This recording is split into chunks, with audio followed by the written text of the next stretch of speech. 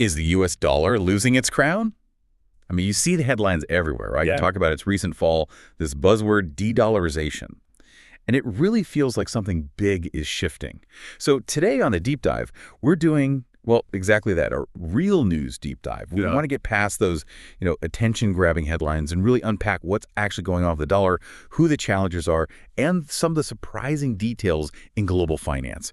We've got articles, research, financial analysis. Basically, we're digging in to find the real story for you. Yeah. Okay, so let's start with maybe the counter-narrative. Because despite all this talk of decline, the dollar, well, it isn't exactly disappearing in some really key areas. Where is its dominance still really clear? That's exactly right. It's a strong counter-narrative. Even though the U.S. share of global exports, global output has gone down over the last, say, 30 years, the dollar's role in transactions still incredibly strong. Just look at 2022 figures. The dollar was involved in 88% of all traded foreign exchange volumes. 88%. That's nearly 9 out of 10 trades. And it's actually close to record highs. Wow, 88%. Yeah. And it doesn't stop there. Think about trade invoicing pricing goods for international trade, the dollar's share. Held pretty steady, around 40 to 50% for the last 2 decades. Okay. Cross-border liabilities, so debts between countries, basically, it's got a 48% market share, still very significant. And maybe the most striking, foreign currency debt issuance. It's been constant at around 70% since the global financial crisis. 70%. 70. For comparison, the euro's share there is about 20%, so a huge gap. Okay, let's unpack that. So even with all the noise, the dollar is still the absolute go-to for a massive chunk of global financial plumbing. Really. That definitely puts those headlines in a different light. But, I mean, it can't be all rosy for the dollar, right? Yeah. The headlines have to be coming from somewhere. There are areas where this de-dollarization idea is actually playing out. Where are we seeing those shifts? You're right. It's not a completely static picture. There are definitely visible shifts. I'd point to 3 main areas. First, central bank reserves. Foreign exchange reserves held by central banks around the world. The dollar's share there, it has slid. It's at a 2-decade low now, just under 60%. And interestingly, that kind of tracks with the U.S.'s smaller footprint in the global economy, its share of GDP and exports declining. So a correlation there. What's the second area? Second, fixed income. Specifically, the market for U.S. Treasury bonds. Foreign ownership of U.S. debt has fallen quite a bit over the last 15 years or so. Fallen that much. It peaked at over 50% during the global financial crisis, and now, as of early 2025, it's down to 30%. That's a big drop. It is, and it has potential consequences. Some estimates suggest that even a 1 percentage point drop in foreign holdings relative to GDP could push up Treasury yields by over 33 basis points. Meaning higher borrowing costs for the U.S. government. Exactly. About 1/3% higher. And the third area, maybe the most visible one right now, is commodity markets. Oil and gas and all that. Precisely. We're seeing a large and growing amount of energy being priced in currencies other than the dollar. There are concrete examples popping up all the time. Well, Russian oil being sold eastward and southward, often paid for in the local currencies of the buyers, India, China, Turkey, or, currencies of countries considered friendly to Russia. We've seen Indian companies paying for Russian coal using Chinese yuan. Bangladesh just decided to pay Russia for a nuclear power plant, again, in yuan. Yuan seems to be popping up a lot. It does, and even Saudi Arabia is reportedly considering adding yuan-denominated futures contracts for pricing its oil. That would be a significant symbolic shift. That really is where it gets interesting, isn't it? It's not just theory anymore. Yeah. We're seeing actual deals, actual barrels of oil changing hands outside the dollar system. It makes you wonder, what are the real upsides for countries doing this, like India or China? Well, there are tangible benefits. For countries like India, China, Brazil, Thailand, Indonesia, this trend in commodity trade lets them buy oil, sometimes at a discount, and critically pay using their own currencies or other non-dollar currencies. Same. This directly reduces their need to hold large amounts of U.S. dollars, just as a precaution, for reserves. And that frees up capital. Capital they can then use for domestic projects, infrastructure, growth-boosting stuff. It gives them more financial breathing room, essentially reducing that reliance on the dollar. So we've seen where these shifts are happening, reserves, treasuries, commodities. But the really big question is why? It's easy to jump to conclusions, maybe think it's a widespread loss of faith in the dollar. But what does the research say? What are the real drivers? Is it what people generally assume? That's absolutely the key question. And the answer is, well, more complex than the simple narrative. Fundamentally, you can think of two broad categories of factors that could, over time, erode the dollar status. Okay. One is negative stuff happening within the U.S. Things that undermine the perception of the dollar as safe and stable, maybe increased political polarization, worries about governance, the impact of ongoing tariff policies, that kind of thing. Right, internal factors. Exactly. The second category is positive developments outside the U.S. Things that boost the credibility of potential alternatives, like, say, significant economic or political reforms in China, making the yuan more attractive. Okay, that makes sense. U.S. issues or competitor strengths. But here's where the research throws a curveball, a really surprising nuance. When you look at that decline in the dollar's share of global foreign exchange reserves, it's not actually coming from most countries systematically deciding they like dollar assets less. Really? So it's not a general trend? No. In fact, most countries have kept their dollar holdings pretty stable over the last decade or so. The aggregate decline, the overall average dropping, is largely driven by two things: actions of a small group of specific countries, and some, frankly, mechanical factors related to how reserves grew. Okay, explain that. Small group and mechanical factors. Right. So take Russia.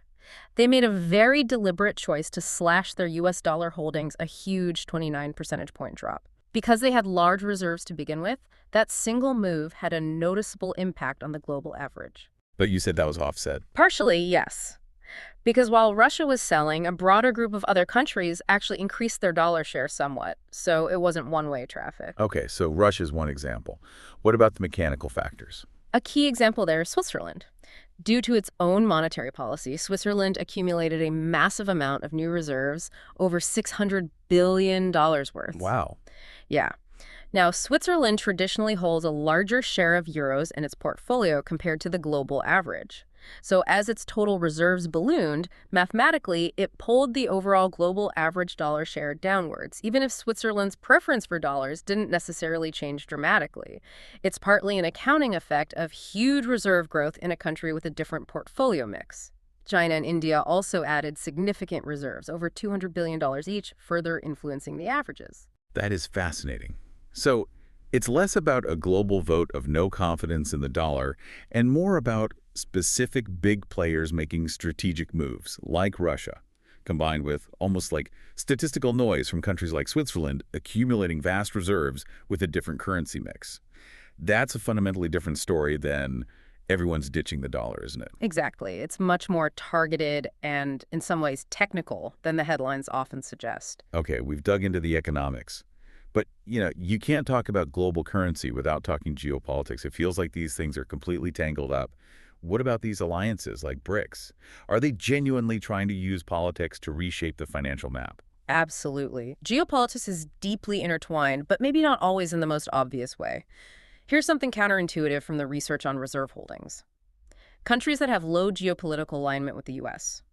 You can measure this based on UN voting patterns, for instance. They actually tend to hold higher shares of U.S. dollars in their reserves, not lower, all else being equal. Wait, higher? That seems backwards. It does initially, but the thinking is complex. However, there's a key condition. That low alignment does start to correlate with lower dollar shares if those countries have very large reserve holdings enough to cover their basic liquidity needs comfortably, and then have substantial investment tranches left over. Investment tranches, meaning money they can afford to invest more strategically, less about immediate safety. Precisely. Reserves held beyond what's needed for immediate stability or transactions. And it turns out these low-alignment countries often do have larger investment tranches, giving them more leeway to diversify away from the dollar if they choose, for geopolitical reasons perhaps. Interesting. So alignment matters more when you have the financial buffer to act on it. What about BRICS specifically then? They've been quite loud about wanting their own currency. How serious is that? Well, the BRICS group itself has gotten bigger. Originally Brazil, Russia, India, China, South Africa. Now, as of 2025, it's up to 10 full members. Egypt, Ethiopia, Indonesia, Iran, the UAE have joined, plus about 13 partner countries. So it's a significant bloc. And yes, they are actively discussing creating a new reserve currency. There's talk of calling it the unit, maybe backing it with gold. The motivation is pretty clear. They want greater economic independence, less reliance on the dollar and the euro system. And U.S. actions might be pushing them. Potentially, yes. Policies like former President Trump's America First stance, and particularly threats like imposing 100% tariffs if BRICS nations were seen to challenge the dollar. Well, according to some, like the Kremlin, this kind of rhetoric only encourages those countries to look harder for alternatives. So is this BRICS currency likely to launch soon? There's no definitive launch date. It's still very much in discussion. What seems more concrete right now is their focus on building a blockchain-based payment system, often called BRICS Bridge. An alternative to SWIFT. Exactly. The idea is to create a parallel system for international payments that reduces vulnerability to the dollar system being used as a tool for sanctions, what some call the weaponization of the dollar.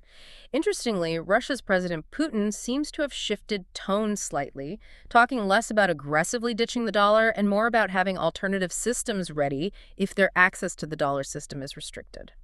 So BRICS is making moves, but maybe more on the plumbing than creating a whole new currency just yet. Yeah. What about the Chinese renminbi on its own? We heard it mentioned with Russia and Saudi Arabia. Yeah. Is the RMB the real contender people sometimes make it out to be? Look, despite all the attention, and China has certainly made efforts to promote the RMB internationally. Like how? Things like setting up offshore renminbi clearing banks, creating their own payment messaging system called CIPS, the cross-border interbank payment system, sort of their SWIFT alternative specifically for yuan, and setting up bilateral currency swap lines with many countries. Yeah. Despite all that, the RMB is, frankly, nowhere close to overtaking the US dollar in overall international importance. Its share in aggregate international currency usage is still tiny, around 2.5%. Compare that to the dollar's 66%. The RMB still ranks behind the euro, the British pound, and the Japanese yen. 2.5% versus 66.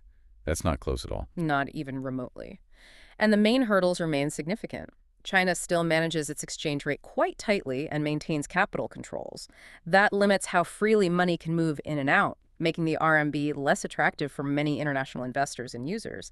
In fact, partly due to China's recent economic weakness, foreign holdings of Chinese assets have actually declined since 2022.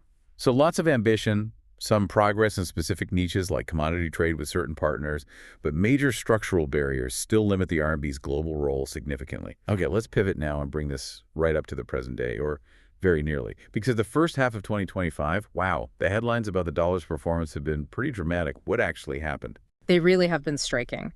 The dollar index, which measures the dollar against a basket of other major currencies, fell 10.8% just in the first 6 months of 2025. That's its worst first half since way back in 1973. Since 1973. Okay, that's serious. What's driving that kind of fall? A lot of it is being attributed to policies and concerns surrounding President Trump's administration, primarily the stop-start tariff war. Remember that announcement back on April 2nd, 2025? Vaguely, yeah. Tariffs. Yes, the threat of broad tariffs caused a huge reaction, something like a $5 trillion wipeout from the S&P 500 stock index, massive market value lost, plus a sell-off in U.S. Treasuries, which pushed up government borrowing costs. There was then a 90-day pause, except for tariffs on China. That kind of unpredictability rattles markets. Unpredictability, okay. What else? There have also been persistent worries about the independence of the Federal Reserve. And then there are concerns over the fiscal situation, specifically Trump's proposed big, beautiful tax bill. The new tax bill. Yeah. Projections suggest it could add another $3.3 trillion to the U.S. national debt by 2034. That would push the debt-to-GDP ratio up from an already high 124%. I mean, the debt would be significantly larger than the entire annual economic output.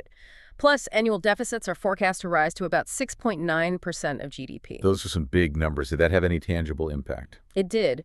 In May 2025, Moody's, one of the big credit rating agencies, actually stripped the U.S. government of its top AAA credit score, citing unpredictable policymaking and the worsening fiscal outlook. Losing the top rating. Ouch. Exactly. And on top of all that, you have market expectations that the Federal Reserve will likely have to cut interest rates maybe 2 or 3 times by the end of 2025 to support an economy potentially weakened by these factors. Lower expected interest rates generally make a currency less attractive. So it's a potent mix. Trade uncertainty, fiscal worries, potential Fed easing, all weighing heavily on the dollar in early 2025. Given that sharp drop, what are the immediate effects for the U.S. and, maybe more interestingly, for other countries? Well, for the U.S., the immediate effect is a weaker economic outlook. The OECD, for example, cut its U.S. growth forecast down to 1.6% from 2.2%. That slower growth outlook dampens demand for the dollar itself. Okay, slower U.S. growth. What about elsewhere? Is a weaker dollar good news for anyone? It definitely can be. For countries with a lot of debt denominated in U.S. dollars, think places like Zambia, Ghana, Pakistan, a weaker dollar makes it cheaper for them to repay that debt in their local currency terms. That's a significant relief. Right, their debt burden effectively shrinks. Exactly. And it also tends to boost commodity prices, which are often priced in dollars globally. So commodity exporters like Indonesia, Nigeria, Chile, they benefit from higher export revenues when the dollar is weaker. And other currencies must be gaining as the dollar falls. Oh, absolutely. The euro, for instance, was up 13% against the dollar in that period. And European stock markets, like the Stoxx 600 index, were up 15% in euro terms. But if you measure it in dollar terms, because the dollar fell so much, European stocks were up a huge 23%. 23% in dollar terms. So significant shifts in relative performance. But even with this really turbulent first half of 2025 and all the underlying factors we discussed, we should probably step back, right? Is this the beginning of the end for dollar dominance? That's the crucial perspective to maintain. While these short-term moves and the underlying pressures are real and significant, they don't necessarily signal an imminent collapse of the dollar's long-term role. It's worth remembering a June 2024 study by the Atlantic Council looked at all this and concluded the dollar is still far from being dethroned. Right. So the immediate storm versus the long-term climate, perhaps. I think that's a good way to put it. The core insight, really, is that while the dollar's dominance is evolving, it is facing real challenges from geopolitics, from potential digital currency innovations down the road, from specific U.S. policies. It's not some kind of mass systematic exodus across the board. Not yet, anyway. Not yet. The story right now seems to be more about these nuanced, often localized shifts driven by very specific circumstances and sometimes even those mechanical factors we talked about with reserves. It's not quite the dramatic dethroning narrative you might get from just scanning the headlines. So as we wrap up this deep dive, maybe a final thought for you, the listener, to chew on. When you see those headlines about the dollar falling or de-dollarization gaining steam, how can you, as a more informed observer now, maybe start to separate the, let's say, sensationalism from the substance? How do you look for the underlying data, the nuances we discussed? And maybe more broadly, how might these ongoing shifts, however gradual, shape how you think about global trade, investment, and financial power in the years ahead?